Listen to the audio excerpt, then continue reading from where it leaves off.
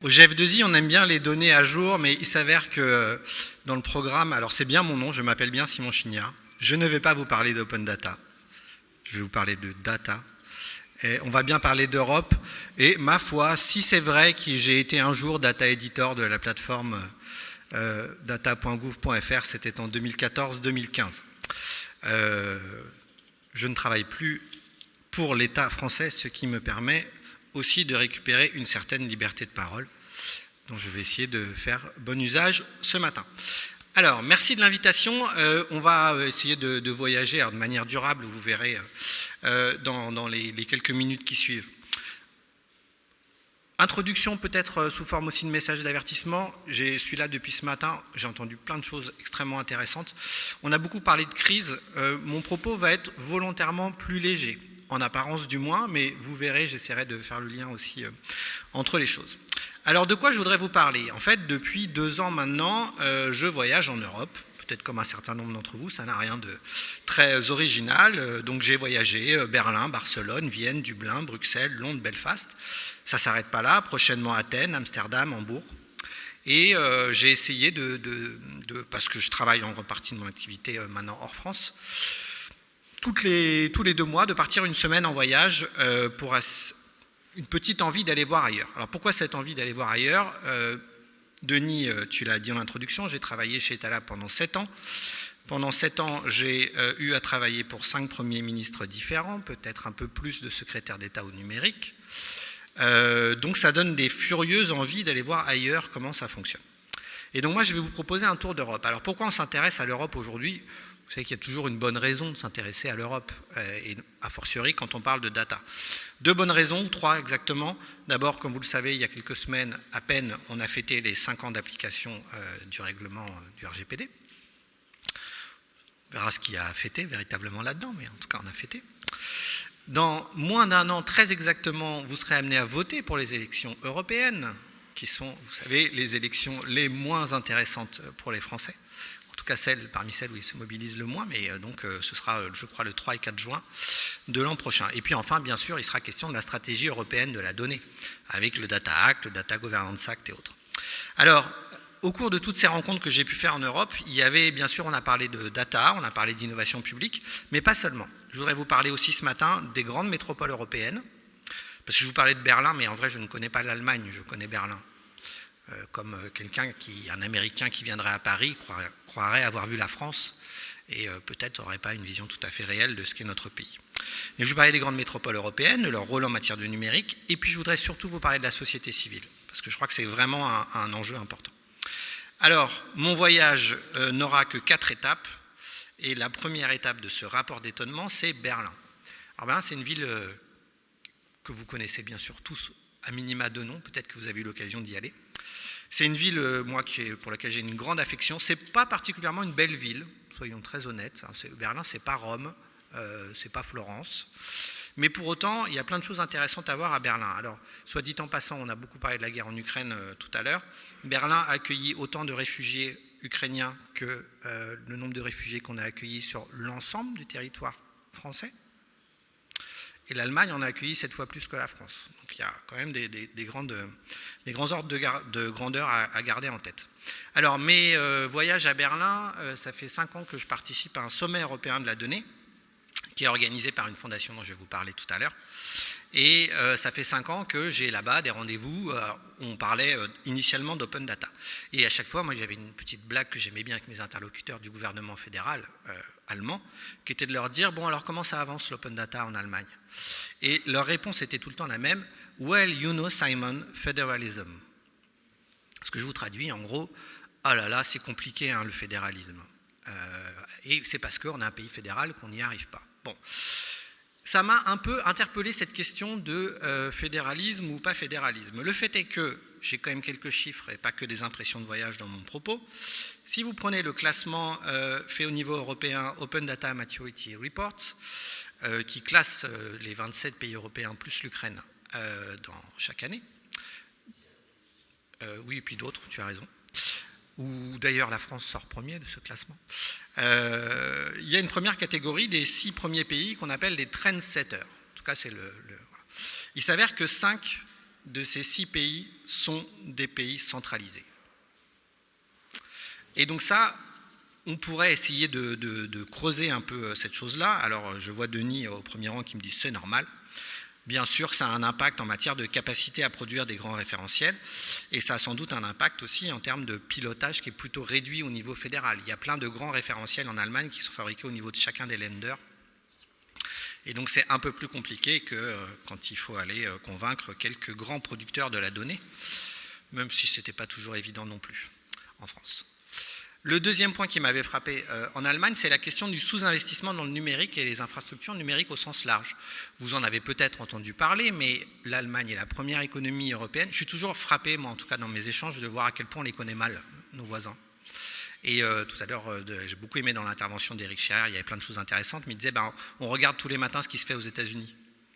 J'aimerais bien que tous les midis, on regarde ce qui se fait en Allemagne aussi, parce que c'est aussi nos voisins, c'est un partenaire économique important, on a une histoire plus ou moins heureuse ensemble, mais l'Europe, on l'a construit aussi ensemble. Et donc, qu'est-ce qui se passe en Allemagne? C'est qu'il y a un sous-investissement au point que, d'après toujours d'autres classements, en matière d'investissement IT dans le secteur industriel allemand, il se classe au 21e rang parmi les 27 États membres. Donc ils sont vraiment très très très loin. Et ce qui est vrai du secteur privé l'est aussi dans le secteur public. Alors j'étais en août 2022 à Berlin, lorsque le ministre des Finances allemand, lors d'une conférence de presse avec à côté Olaf Scholz, donc Olaf Scholz, le chancelier, et puis le ministre des Finances qui était interrogé dans une conférence de presse. L'Allemagne, comme la France et plein d'autres pays, confrontés à la guerre en Ukraine, la crise de l'énergie, réfléchissaient à attribuer des chèques énergie. C'est ce qu'on a fait en France, attribuer des chèques énergie, dire on va vous verser 100 €, 200 €, choses comme ça. Bon. Et là, le ministre des Finances a été interrogé sur pourquoi le gouvernement allemand ne versait pas l'argent. Pourquoi on n'était pas capable de verser l'argent? Et puis il a eu cette réponse assez exceptionnelle d'ailleurs. Il a expliqué que le gouvernement fédéral n'était pas en capacité de faire plus de 100 000 virements par jour vers les foyers allemands, parce qu'en fait on n'a pas investi dans les passerelles vers des systèmes de paiement depuis très longtemps. C'est un peu un bilan aussi de l'ère Merkel, il faut le souligner. Ça c'était le premier point. Et le deuxième point, c'était impossible dans l'état actuel du droit allemand de lier le numéro fiscal et les coordonnées bancaires IBAN. Et que d'ailleurs on n'avait pas les coordonnées bancaires IBAN de la majorité des foyers allemands. Bon, Olaf Scholz, qui était à côté, a fait un petit sourire gêné, ce qui a confirmé d'ailleurs ce qu'il a déjà dit en privé à plusieurs fois, que le numérique, il n'y comprend pas grand-chose et que cela ne l'intéresse pas fondamentalement. Donc c'est aussi ça la question de l'Allemagne en matière de numérique. Alors il faut voir aussi, et cette question de lier le numéro fiscal avec les coordonnées IBAN, ça traduit quelque chose de très fort dans la société allemande, qui est la notion de la conception de la privacy, qui est extrêmement forte en Allemagne. Je ne sais pas si un certain nombre d'entre vous ont pu vivre là-bas, mais c'est quelque chose qui est très très présent et qui est un petit peu différent de la conception de la vie privée qu'on peut avoir chez nous. Alors depuis quelques exemples, depuis les années 80, les données personnelles sont protégées par la Constitution, il y a une décision de la Cour fédérale de Karlsruhe. La CNIL, entre guillemets, de Hambourg, oui, parce que l'État fédéral dit que chaque lender a sa propre autorité de régulation des données personnelles. La CNIL de Hambourg est l'une des plus actives en Europe, bien avant l'introduction du RGPD aussi, on leur doit pas mal de jurisprudence intéressante. Et tout ça, ça a bien sûr des impacts, y compris en matière d'open data.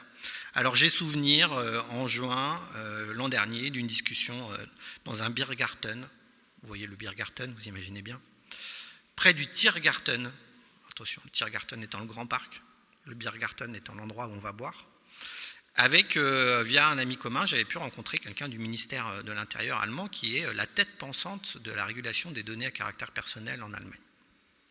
Un gars extrêmement intéressant et qui, au bout de 2 bières, en tout cas, a été beaucoup plus enclin à tenter de m'expliquer un certain nombre de choses.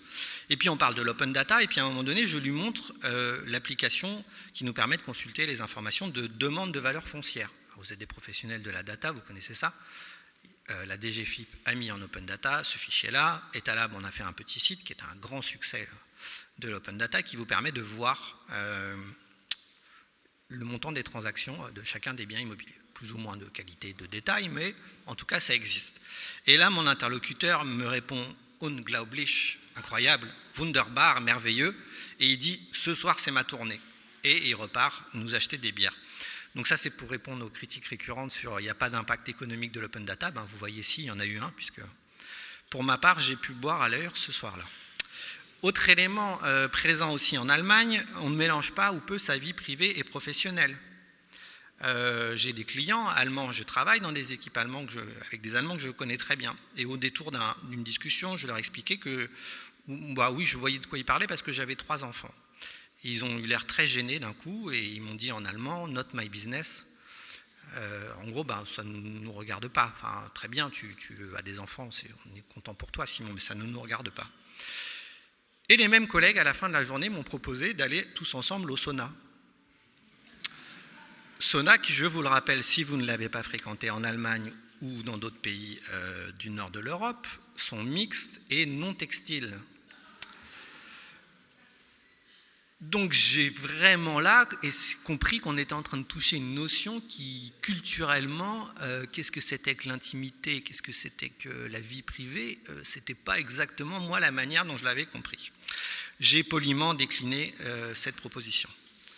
Alors, l'Allemagne, c'est aussi, parce que je ne voudrais pas que vous en restiez avec l'idée que c'est un pays sous-développé, c'est aussi, et là, franchement, il y a beaucoup de choses à leur envier, c'est aussi une société civile dans le domaine du numérique incroyablement riche et incroyablement organisée. Bravo. Alors, quelques organisations que vous connaissez peut-être, Algorithm Watch, qui suit le développement des algorithmes et des systèmes automatisés de l'intelligence artificielle en Europe, le Digital Freedom Fund, Tactical Tech. Juste pour vous donner un exemple, le premier réseau d'acteurs de la société civile au niveau européen, qui s'appelle EDRI, je ne sais pas si vous connaissez EDRI, European Digital Rights, j'imagine que le I c'est Initiatives.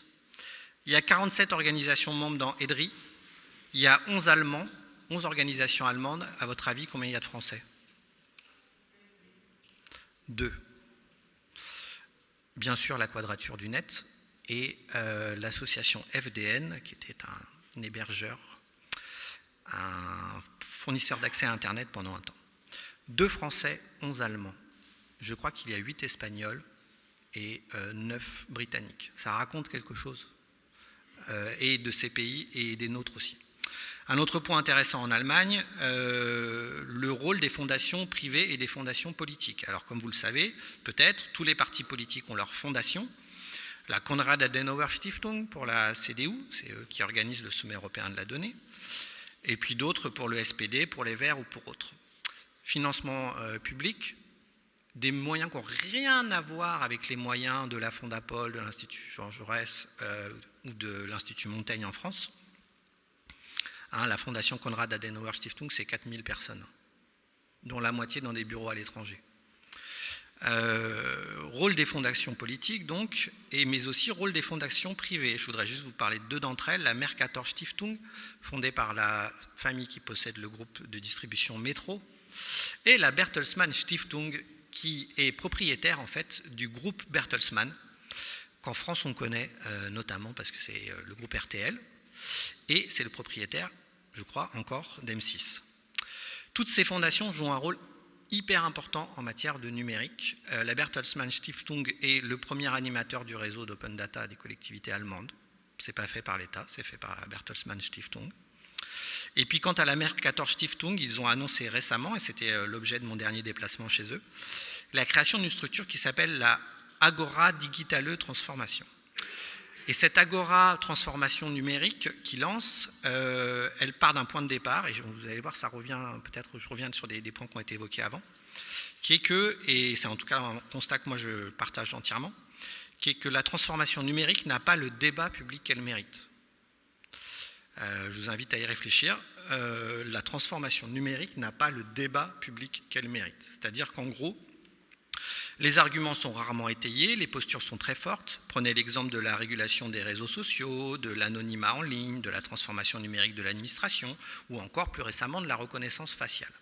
Le constat qui est fait en Allemagne est de dire on n'a pas le débat public qu'on devrait avoir sur ces questions-là. Il n'est pas de qualité, il est entièrement avec beaucoup de postures.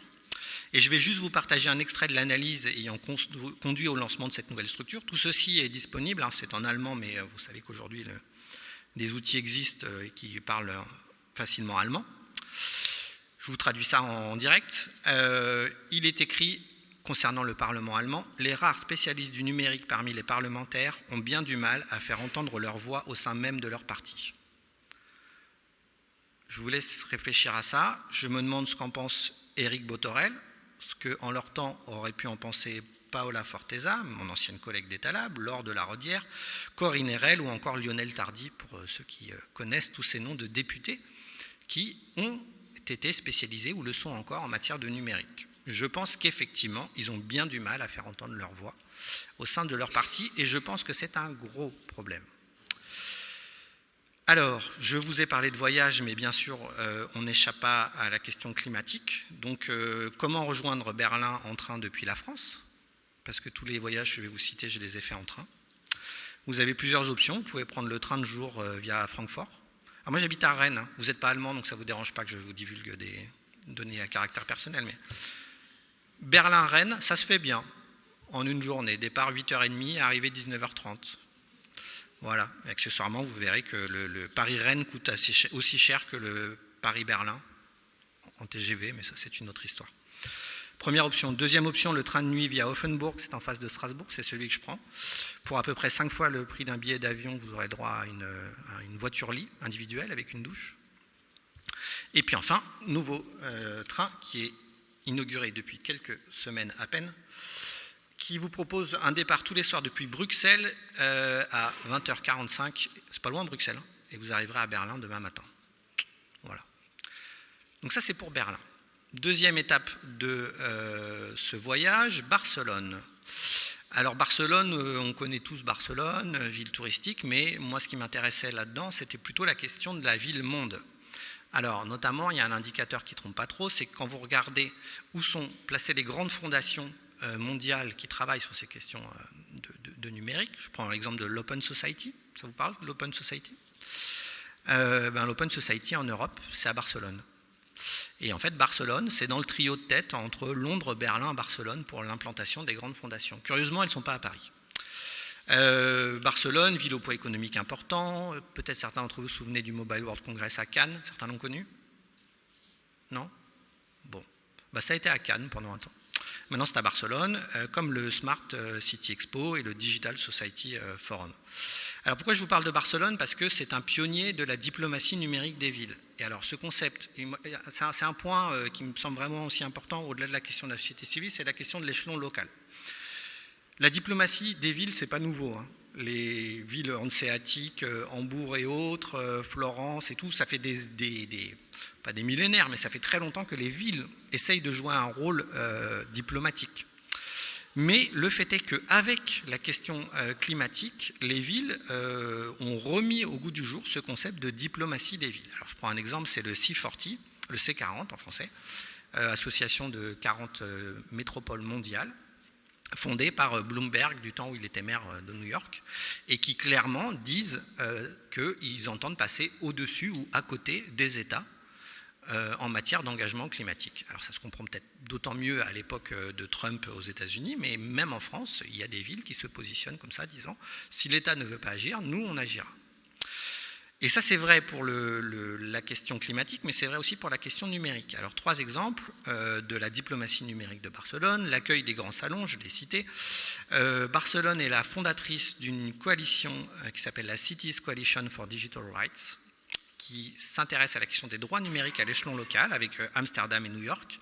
Mais Barcelone, c'est aussi toute une stratégie d'open source extrêmement construite, extrêmement bien pensée et qui est dans un vrai objectif aussi d'influence. Vous avez peut-être entendu parler de Decidim, Decidim, plateforme de consultation citoyenne développée par et pour la ville de Barcelone et maintenant utilisée par plusieurs dizaines de pays et de villes en Europe. Le gouvernement français aussi a utilisé Decidim. C'est un produit qui non seulement a été développé là-bas, mais contient dans les règles de fonctionnement des choses qui correspondent à la pensée du commun que Barcelone a essayé de pousser. Barcelone accueille aussi plein de projets autour des nouveaux modèles de gouvernance de la donnée, une coopérative des données de santé, ça s'appelle Saluscope, un data trust local de données d'énergie, ça s'appelle Datalog, et j'en profite d'ailleurs pour vous dire que, bien sûr, à l'issue de mon intervention, n'hésitez pas à revenir vers moi, je vous donnerai les liens vers toutes les organisations et les exemples que j'ai pu citer. Alors, comment aller à Barcelone depuis Paris en train? Bonne nouvelle, c'est possible. Si vous partez juste après le cocktail, à 15h, vous avez un train à Gare de Lyon, vous arriverez à temps pour manger des tapas. Enfin, bon, en vrai, vous arriverez à 10h moins le quart, mais vous trouverez encore quelque chose d'ouvert à Barcelone. Il y a encore une option encore plus lente que personnellement je n'ai pas testée, via les Pyrénées, Pau, la gare de Canfranc, Saragosse, mais là je crois que c'est à peu près 2 jours de trajet et de travail aussi. Voilà pour Barcelone. Troisième et avant-dernière étape de mon périple, Dublin. Alors vous allez me dire, Simon, Dublin, on y va en avion. Eh bien non, on n'y va pas en avion. On y va en ferry. Donc tous les après-midi que Dieu fait de la semaine, à 16h à Cherbourg, vous avez un ferry qui part. Et donc moi je l'ai pris. On arrive à 10h dans le port de Dublin. La traversée au mois de mars, c'est un peu pile ou face. Il faut bien avouer quand même, parce que la mer d'Irlande peut être un peu capricieuse. Là, elle était calme. Réveil au son de la corne de brune. C'était vraiment fantastique. Et ce qui m'amène à Dublin, c'est justement un projet de la Cities Coalition for Digital Rights. Ce projet, c'était de former les agents et former surtout les élus du Dublin City Council au droit numérique. Alors c'était intéressant parce qu'en arrivant en bateau, je ne sais pas si vous avez eu la chance d'arriver à Dublin en bateau, mais on ne peut pas rater les grandes tours du quartier des Docklands. Et qu'est-ce qu'on voit dans ces grandes tours en fait? C'est Dublin, la capitale des GAFAM. C'est-à-dire que peut-être que vous n'êtes jamais allé à Dublin, mais vos données, votre argent, ou peut-être une écriture fiscale, comptable, quelconque, y est forcément passé. Okay. Et quand on se balade dans ce quartier des Docklands, qu'on voit très bien depuis le port, on arrive notamment auprès du siège européen de Google, dont l'adresse s'appelle Google Docs, comme Dockland. C'est assez rigolo que si vous êtes utilisateur des outils de Google, la suite, Google Docs. Non, bon bref. Vous n'avez pas la ref. Denis, tu n'as pas la ref, je vois bien. Qu'est-ce qui m'intéressait à Dublin? C'est à peine avais-je posé le pied à Dublin qu'on m'a rappelé les propos du ministre de l'économie irlandais, ministre de centre droit en 2000, qui avait déclaré qu'à Dublin, on est plus près de Boston que de Berlin. Géographiquement, c'est faux. Je vais vérifier. 4300 km dans un sens, 1700 dans l'autre. Mais c'est quand même très vrai sur beaucoup d'aspects. Et c'est notamment vrai sur la place que Dublin et l'Irlande occupent dans le jeu européen en matière numérique. Et ça, c'était vraiment intéressant de travailler avec les élus du Dublin City Council parce qu'ils m'ont présenté plein d'exemples. Le poids économique des grandes plateformes du numérique en Irlande et à Dublin en particulier est énorme. Les plus gros employeurs de la ville sont les plateformes du numérique, et Google en premier, mais aussi Meta et autres. Et puis il y a des coopérations. Par exemple, vous trouverez sur le site Open Data de la ville de Dublin un jeu de données, à ma connaissance, assez unique en Europe. Pendant 18 mois, des véhicules de Google ont mesuré la qualité de l'air sur l'ensemble des rues du territoire de Dublin. C'est une grande ville, Dublin. Et donc vous avez un jeu de données qui vous dit précisément, le mardi à 11h, en moyenne, la mesure des 15 polluants les plus précis. Alors, ce que ça raconte aussi, c'est que vous imaginez bien que parler de digital rights avec les élus d'une ville dont l'économie tient sur les GAFA, c'est toujours un exercice assez amusant, c'est-à-dire qu'en gros, tant qu'on parle de transparence, ça se passe bien, mais il ne faut pas évoquer le cœur du problème, et notamment la notion d'extractivisme, c'est-à-dire que quelle est l'économie qui est fondée de ces plateformes, en tout cas qui est fondée sur l'économie de l'exploitation de ces données à caractère personnel. Je vois que mon temps arrive bientôt au bout, et puis je vais vous proposer une dernière étape. Alors à votre avis, où est la dernière étape? Compliqué de parler d'Europe sans y aller. Alors Rome, Bruxelles, bah oui, Bruxelles, bien sûr. Bon, je ne vous fais pas l'affront de vous expliquer comment on va à Bruxelles en train. J'y étais il y a 3 semaines, Bruxelles. C'était super. Ambiance fin de mandat. Alors moi, j'en ai connu des fins de mandat, j'ai travaillé pour 5 premiers ministres. L'ambiance fin de mandat, c'est toujours assez sympa. Donc la dernière fois, là je me souviens de la fin du mandat de Jean Castex, on avait été faire un petit tour dans les jardins de Matignon, on s'était fait payer un pot, on avait visité le bureau du Premier ministre qui n'était pas là, c'était assez sympa. Là, c'est une autre ambiance. Donc le mandat de la commission von der Leyen, vous savez, quand il a commencé le 1er décembre 2019. C'est une date qui doit vous dire quelque chose, hein, décembre 2019. C'est exactement au moment où débutait l'épidémie de Covid-19. Donc il y avait vraiment quelque chose d'intéressant à regarder à Bruxelles. Le fait est que la commission von der Leyen et Thierry Breton et les autres ont passé des années de crise, pour le dire poliment, dans tous les domaines.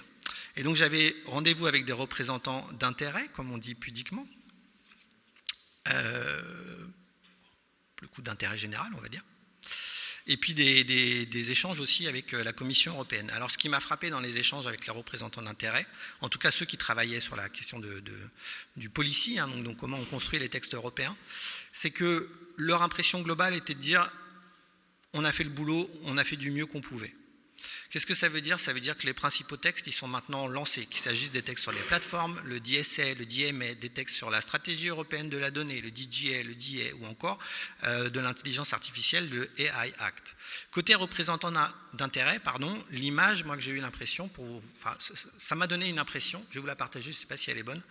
Imaginez-vous, vous êtes samedi soir, vous allez au bowling avec votre bien-aimé ou votre futur bien-aimé, et puis c'est le dernier lancer de balle de la dernière partie, la partie est déjà jouée, hein, ça ne va pas changer grand-chose de lancer la balle la dernière fois, donc finalement là c'est un petit peu ça, on est à 1 an des élections, donc, les textes ils sont déjà faits, ils sont déjà écrits, et puis le sujet maintenant c'est plutôt de savoir qu'est-ce qu'on va faire après, le bowling, est-ce qu'on va conclure, est-ce qu'on ne va pas conclure, qu'est-ce qui va se passer derrière. Donc ça, c'est l'impression que j'ai eue, mais vraiment quelque chose de précis. Et puis quand j'ai traversé la rue, que je suis allé à la Commission européenne, là j'ai entendu quelque chose de très différent. Eux, ils n'étaient pas du tout au bowling, hein. Ils étaient dans une situation très particulière, c'est que ces dernières années, la Commission européenne a pris goût à l'interventionnisme.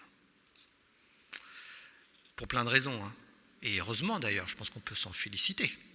Que ce soit en matière de santé, en matière d'endettement européen, de plan de relance, il y a eu plein de choses. Impact bien sûr des crises successives, mais aussi retour d'expérience du RGPD. Et c'est là que je fais un lien avec tout à l'heure ce que je vous racontais sur Dublin. Dans le DSA notamment, mais dans beaucoup d'autres textes européens, les grandes plateformes seront directement contrôlées par la Commission et non plus par les autorités de régulation des États membres. Et ça va changer beaucoup de choses. Parce que, et croyez-moi à mon expérience, construire la loi, c'est pas la même chose que de la mettre en œuvre. Faire du policy making et faire du policy enforcement, c'est deux choses complètement différentes. Et donc la Commission est en train de s'y frotter. Alors, en conclusion, je voudrais revenir dans notre pays, parce que je vous rappelle que voyager, c'est aussi revenir.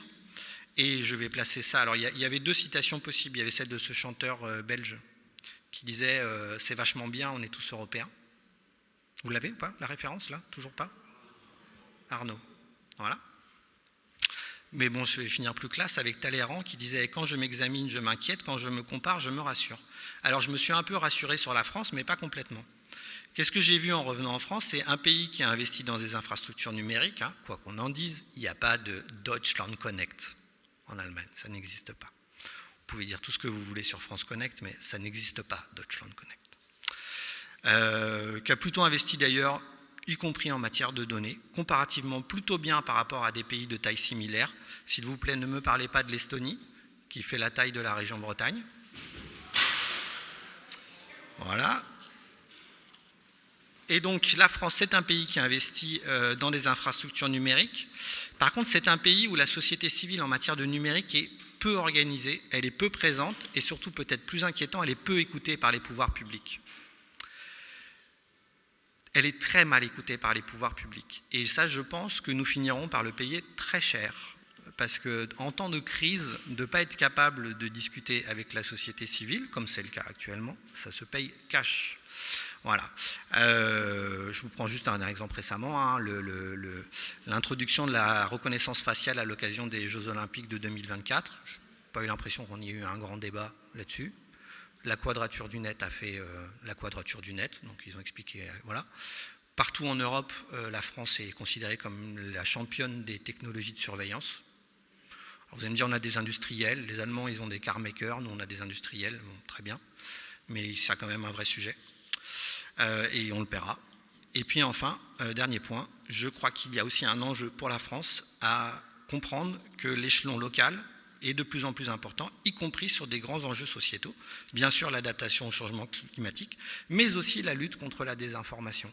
Parce qu'il y a beaucoup de choses qui ne sont pas possibles au niveau national et qui le sont au niveau local. Voilà, ce sera ma conclusion. Merci en tout cas pour votre attention.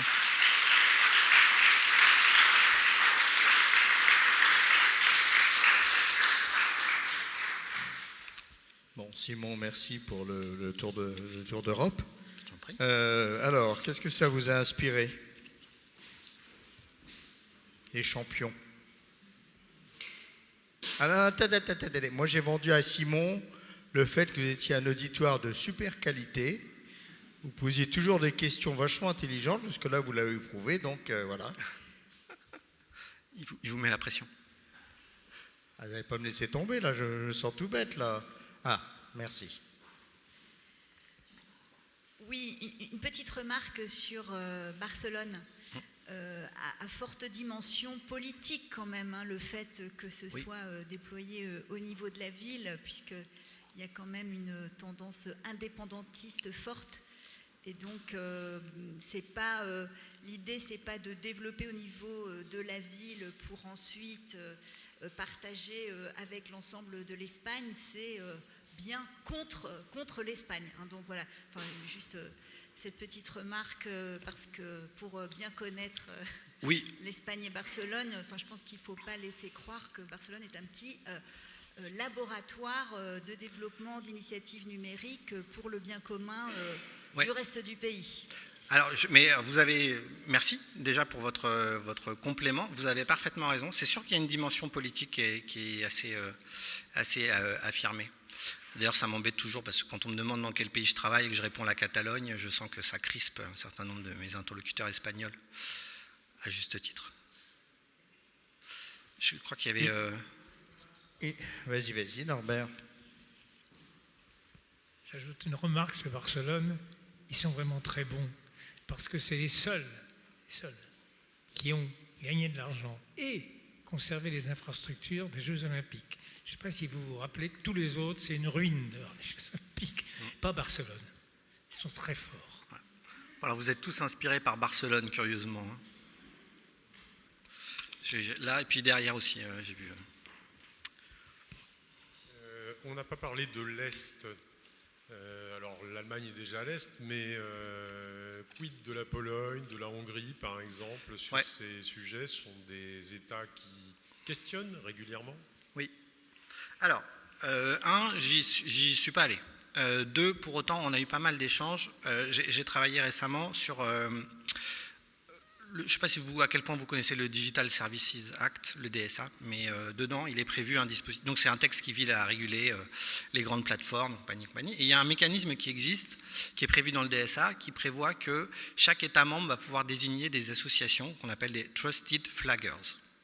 C'est-à-dire, en gros, de dire, il y a des gens à qui je vais accorder une partie de ma confiance de régulateur pour qu'ils signalent du contenu, et s'il est signalé par ces Trusted Flaggers, des signaleurs de confiance, si vous voulez, je ne suis pas sûr du terme en français, alors il y aura un traitement particulier de la part des plateformes, il y aura des obligations un peu particulières. Bon. Et on était dans une réunion avec des Hongrois, des Polonais, des Italiens, des Allemands, des Français, et on n'avait pas du tout la même position là-dessus, hein, parce que les Hongrois étaient en train de dire, mais le gouvernement est en train de désigner comme Trusted Flagger des associations proches du pouvoir. Et donc, en gros, tous nos contenus vont se faire signaler parce que, voilà. Et la même chose du côté italien d'ailleurs. Hein. Donc là, il y a un vrai sujet mais pour moi, peut-être que je me trompe, mais je fais un lien avec la question du RGPD et de la conception allemande de la vie privée.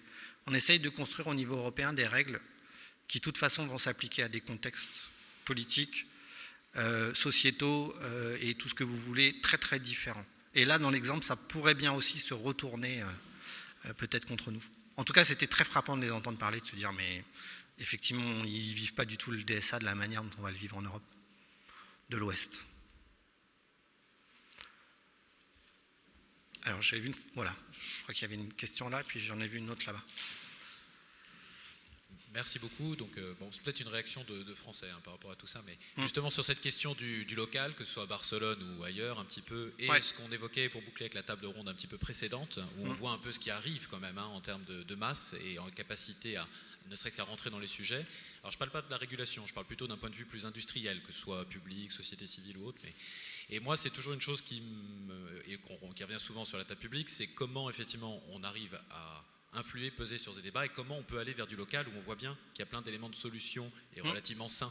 Et en même temps, il y a cette tension qui est très contradictoire en fait, qui pousse à, que vous le disiez, en centralisation et avec le vieux constat que l'Europe n'a pas assez de champions pour peser sur ces débats et agir en fait dans ces débats, pas simplement réguler. Alors sur l'échelon local, je pense qu'il y aurait plein de trucs à raconter. Ce qui était assez amusant, c'est que globalement, l'Europe, en tout cas, ça dépend de ce qu'on appelle l'Europe, la Commission, elle discute avec des États membres. Il y a un comité des régions qui est censé représenter les autorités locales, mais régionales, mais elle discute plutôt avec les États membres. Je sais que cette conférence est filmée, donc je vais être d'une prudence dessus, mais comment ça marche la construction de la position française sur ces questions numériques? Vous le savez peut-être certains d'entre vous mieux que moi, mais on reçoit un mail du SGAE avec 234 destinataires, pas en copie cachée, donc c'est assez pratique, pour savoir qui. Voilà. Le secrétariat général aux affaires européennes, qui est le service qui fait partie dans les services du Premier ministre de ceux qui coordonnent la position française. D'accord ? Et donc on nous dit que pensez-vous de tel avis de l'OCDE ? Que pensez-vous de telle proposition de la Commission européenne ? Que pensez-vous de le Parlement européen va proposer ça ? Qu'en pensez-vous ? D'accord ? Ça marche comme ça. En règle générale, le mail arrive un jeudi à 17h, il faut répondre pour le vendredi midi. Qui répond ? Les premiers. Pardon s'il y a des gens du ministère de l'Intérieur, mais c'est ceux qui sont le plus au taquet, en fait. Et ils répondent avec un mail à peu près standard, très honnêtement, qui dit alors d'abord, il faudrait dire la France remercie grandement, et là, il faut remplacer l'OCDE, la Commission européenne, le Parlement européen, pour son texte d'une très grande qualité.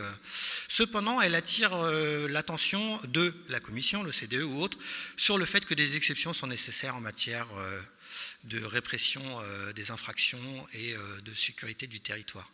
C'est systématiquement ainsi que ça se construit. J'allais dire que la qualité du travail, ça me vaudra des emmerdements ça, mais la qualité du travail interministériel pour construire une position au niveau européen, ça marche pas, ça délivre pas ce que ça devrait délivrer.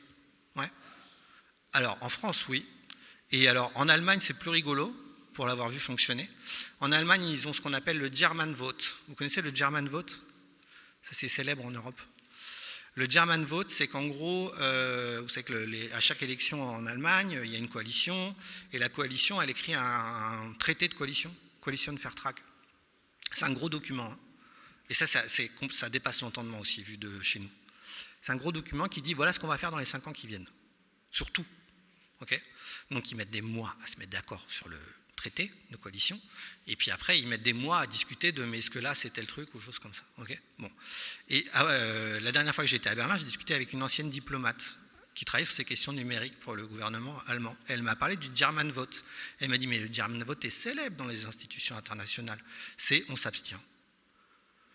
Et pourquoi ils s'abstiennent ? Pas parce qu'ils s'abstiennent par rapport à la question, parce qu'ils n'ont pas été capables au sein de la coalition au gouvernement, et pas simplement de celle-ci mais celle d'avant aussi, de définir une position. Vous voyez, si ce n'est pas écrit dans le document, alors c'est terra incognita. Bon. Et si leur SGAE leur donne pareil entre le jeudi 16h et le vendredi midi, je comprends que le German Vote, ce soir, on s'abstient. Quoi. Voilà. Il y aurait tellement de choses à faire, franchement. Tellement de choses. Il y avait une dernière question là-bas. Ce sera la dernière, parce que nous avons une table. Vous aviez évoqué le nouveau rôle de la Commission dans le cadre du DSA. Vous étiez un peu sceptique, j'ai l'impression. Ah non, pas du tout. Et aussi, ouais. En fait, vous avez évoqué les différences entre les pays. Est-ce que c'est une manière de contrer ces différences entre les pays ou d'unifier ? Alors, merci du coup de votre question, ça va me permettre de préciser peut-être mon propos et ma position.